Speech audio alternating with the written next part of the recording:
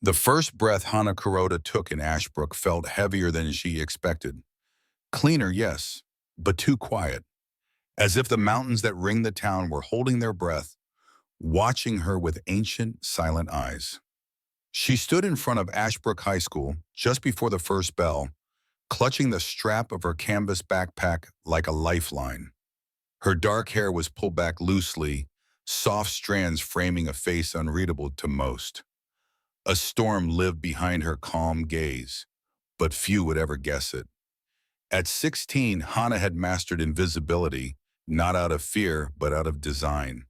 Her mother, Kira Tanaka, had accepted a new role at Ashbrook General Hospital, seeking peace after years in the chaos of the city. Hana hadn't objected. She had seen enough to know that sometimes a fresh start wasn't just healing, it was necessary. But even in a town of only 12,000 people, shadows found their way into hallways, whispers tucked themselves into lockers, and cruelty wore the friendly mask of tradition. The school's brick facade loomed ahead, more quaint than imposing, but Hana had learned long ago that some of the most dangerous places had flowers in their windows and polite smiles at the door. She stepped inside. The corridors buzzed with the usual rhythm of adolescence, slammed lockers, hurried footsteps, laughter sharpened by hierarchy. Hana kept her hood up, drifting past students who barely noticed her presence. That's how she liked it. Ashbrook High wouldn't know her name unless they had to.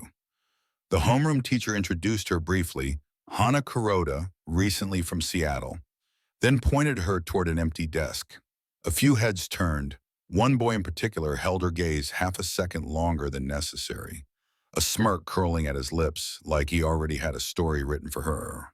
His Letterman jacket hung off one shoulder, the name Liam stitched in bold white across the back. She knew the type. Every school had a Liam, tall, proud, practiced in charm, and surrounded by others who laughed too loudly at his jokes. He wasn't watching her because he cared. He was calculating. By lunchtime, Hannah had learned what she needed to. Liam Harris ruled the cafeteria like a throne room. His two shadows, Mason Blake and Ryan Shaw, flanked him on either side, a ready laugh here, a muttered insult there. The students didn't worship him so much as orbit him, careful never to cross his gravity. But it was the boy in the corner who caught Hannah's attention. Small, slouched, eyes locked on his tray. Tyler Shaw. His name was murmured at her at table by a girl with a soft voice and sharp insight. Sora Nguyen, half Vietnamese, observant, and entirely unbothered by the social chessboard. She had taken the empty seat beside Hana that morning with the effortless grace of someone used to finding allies in silence. He's Liam's favorite target, Sora said, not looking up from her book. No father, small, smart, everything they can't stand. Hana didn't respond, but her jaw tensed ever so slightly. That afternoon, as Hana made her way to her locker between classes, she saw it. Tyler pinned gently but unmistakably against a row of lockers. Liam was smiling. Mason was filming. Ryan said nothing. No offense, Shaw, Liam was saying, but if you're going to keep wearing that stupid Star Wars shirt, at least pick a better character. Tyler said nothing, just blinked and tried not to flinch. Come on, Mason grinned. Spin around. Let's see if it's got Yoda on the back, too. Hannah's footsteps slowed. She said nothing, just watched. Then Liam reached out, not harshly, not openly violent, but with that casual entitlement that said, "You can't stop me." His hand tugged at the hem of Tyler's shirt. That was the moment Hannah's fingers curled. She didn't move, not yet, not then, because timing matters more than instinct. Her sensei had taught her that. Let the threat reveal itself fully. Let the arrogance stretch too far, then act, not with noise, but with precision. As Liam laughed and turned to Mason, Hannah's gaze sharpened. Ashbrook High didn't know it yet, but the storm had already arrived. The morning after was colder than expected. Thin mist curled across the sidewalks like breath not yet exhaled. Hannah walked to school in silence, the soles of her shoes nearly soundless against the pavement. She liked it that way. Her steps, her presence, her purpose. Quiet was not weakness. Quiet was power kept close. Inside the halls of Ashbrook High, the air held something new like static just before a storm breaks. It wasn't directed at her, not yet, but she could feel it gathering. "You've caught his attention," Sora said gently, appearing at Hannah's side like a ghost. She clutched a worn notebook to her chest.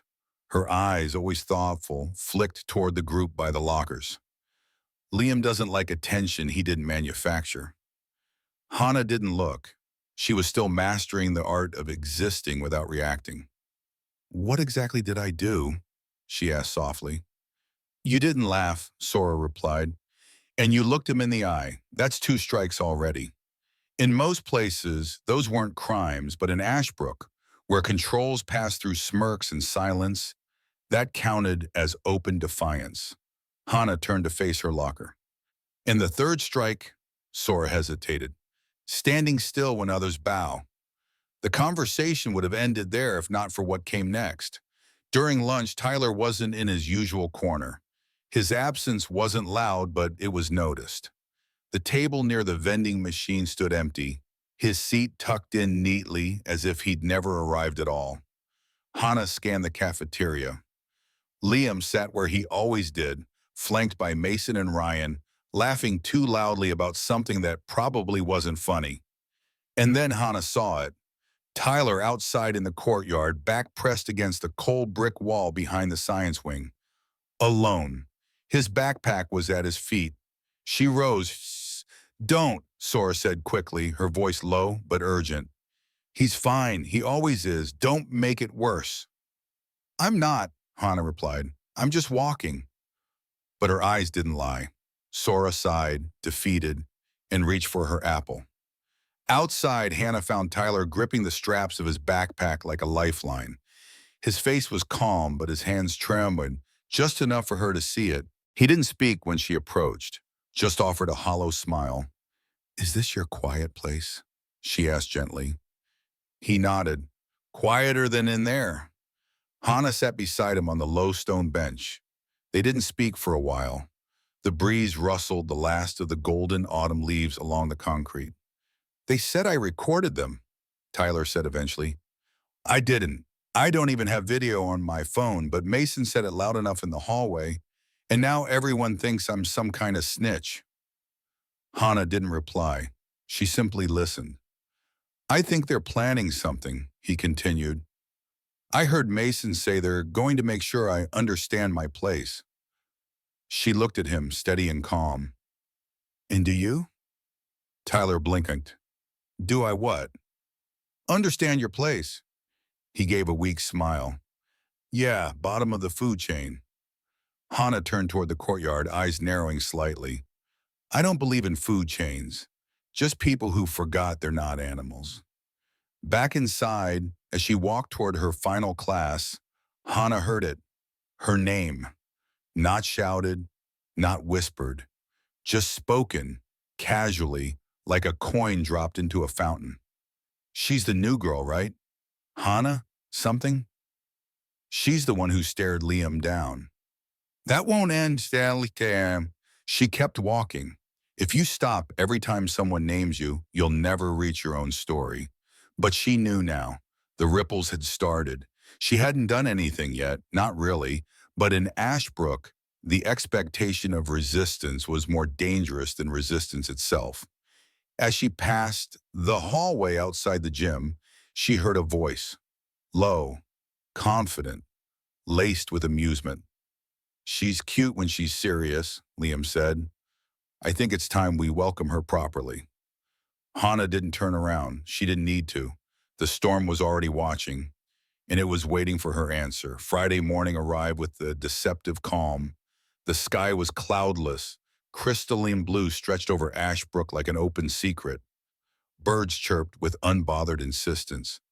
But Hana felt a shift the moment she stepped onto campus. There was a hush in the halls. Not silence, but anticipation. The kind of stillness that isn't natural. That doesn't happen unless people are waiting for something to break. Her locker was untouched. No prank, no graffiti, just a quiet tap of metal as she spun the combination and retrieved her books.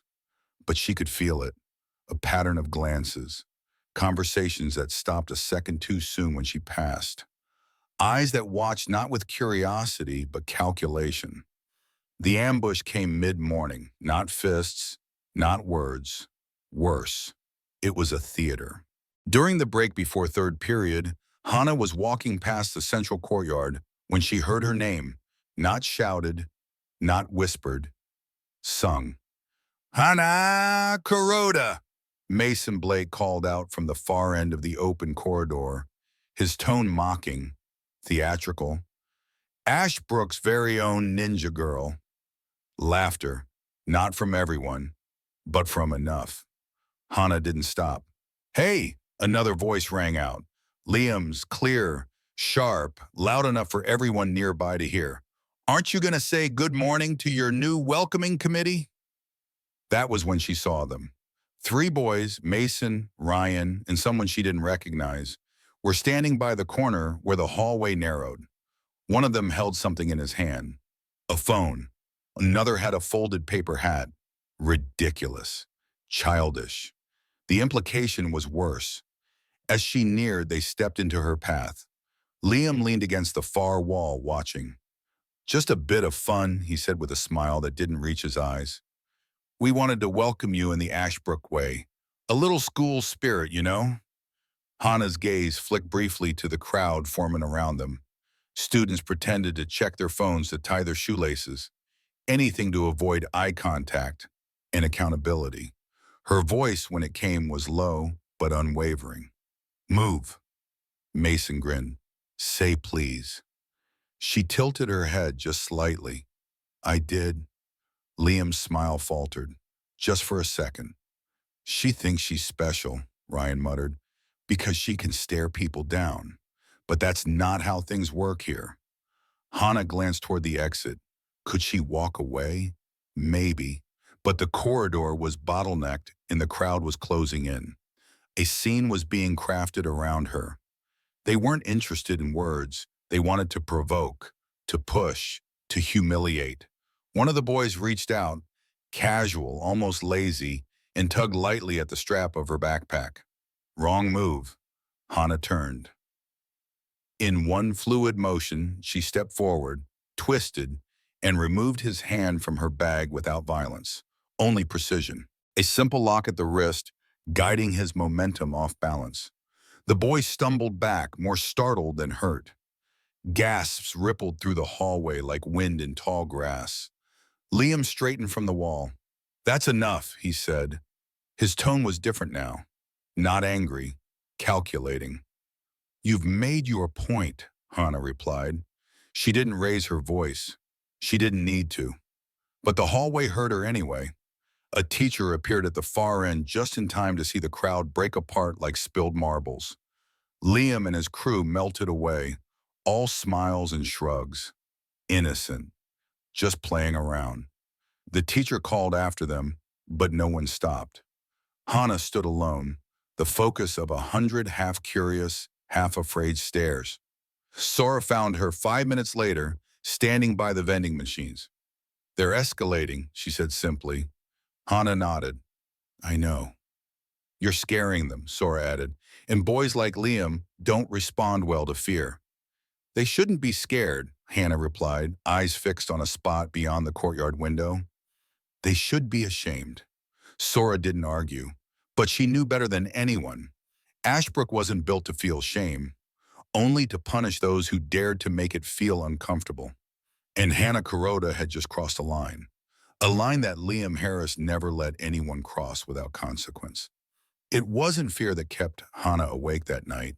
It was a calculation. She lay still in her bed, eyes open to the ceiling, her mind mapping out variables the way her sensei once taught her. Distance, terrain, temperament, timing, but this wasn't a dojo. This wasn't a mat with clear boundaries and controlled conditions. This was Ashbrook, where the rules were unwritten, the audience unwilling, and the cost of standing up could follow you long after the school bell had stopped ringing. Her mother, Kira, noticed it at breakfast, the way Hana's fingers hovered too long over her teacup, the barely there tightness around her eyes, the silence that wasn't brooding but bracing. Kira set down her mug. "Do I need to call the school?" Hana shook her head once. "Not yet." Her mother watched her for a moment longer, then reached across the table and gently touched her daughter's hand. "I didn't raise you to hide, but I also didn't raise you to carry the weight of other people's ignorance alone." "I'm not hiding," Hannah said softly, "and I'm not carrying it, I'm interrupting it." Kira didn't smile, but she nodded, and that was enough. At school, the storm had arrived, though not in the way most expected. There was no prank in the locker, no tripwire at the cafeteria door, just stillness, the kind that spreads not from silence but from restraint. Liam Harris didn't speak to her that day. He didn't have to. His absence was louder than a confrontation. He walked the halls with the confidence of someone preparing something bigger than words. A spectacle, perhaps. Something meant not just to humiliate, but to redefine. By lunchtime, Hannah had become a myth. Whispers floated like fog. She flipped Mason without touching him. "She's ex-special ops. Her dad was an assassin. She's got knives in her backpack." Tyler Shaw passed her in the hallway and gave her a quick, grateful nod before scurrying away. Sora, by contrast, walked with her, silent, unwavering. "He's planning something," Sora murmured as they walked past the courtyard. "I heard Mason talking near the gym lockers. Something about ending the mystery." Hana didn't respond. "You can still step back," Sora added. "Pretend yesterday didn't happen. Laugh at one of Liam's jokes, smile, let it fade." But Hana stopped walking.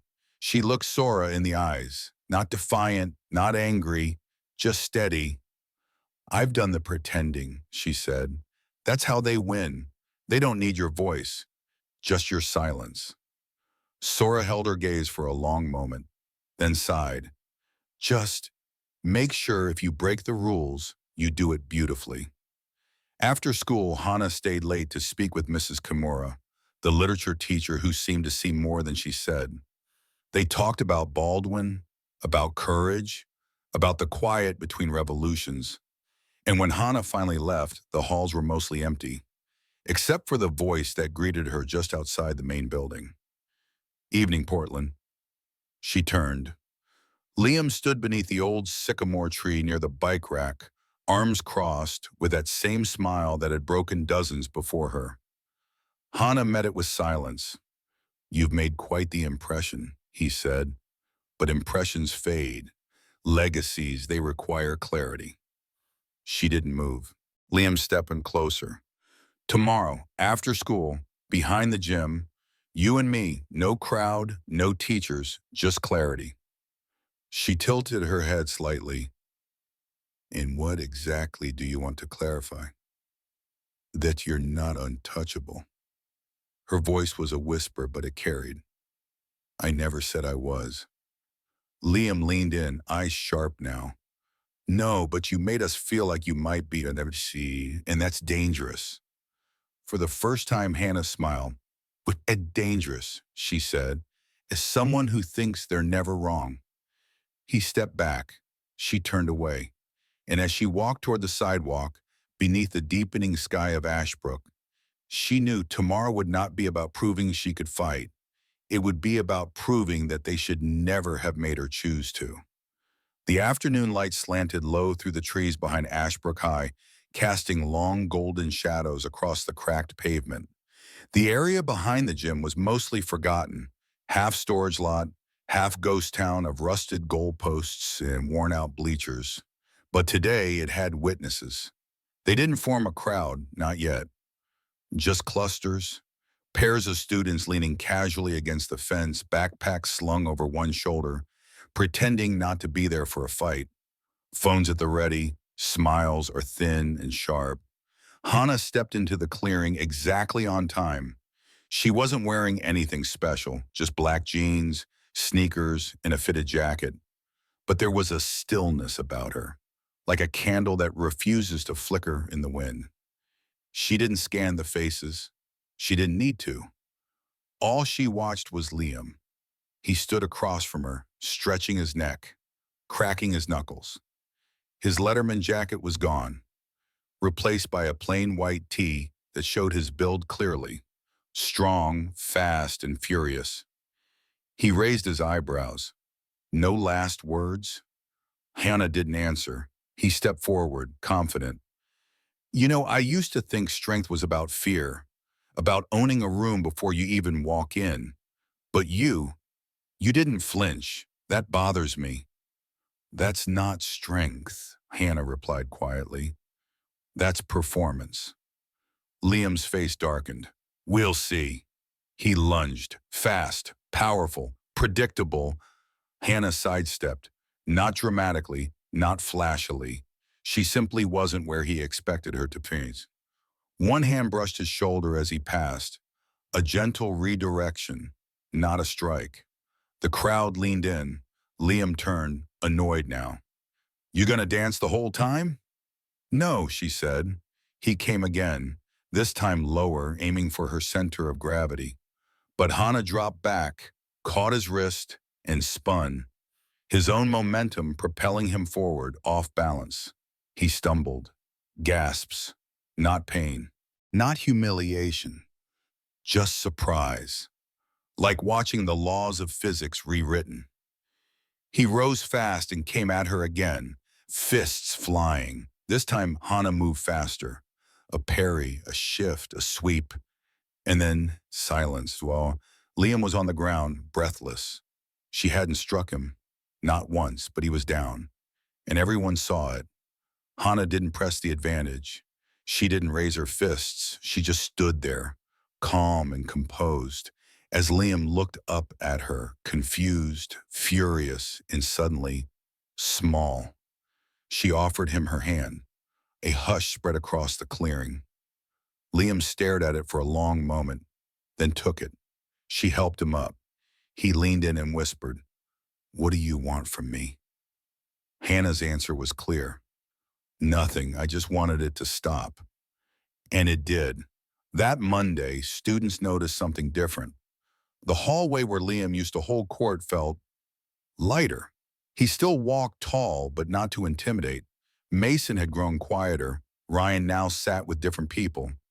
The ecosystem shifted, not because Hana had broken it, because she had balanced it, by choosing not just to win, but to restore. Message: true strength isn't about domination. It's about restraint, clarity, and choosing to act when silence becomes injustice. Hana didn't fight to prove power, she fought to restore dignity.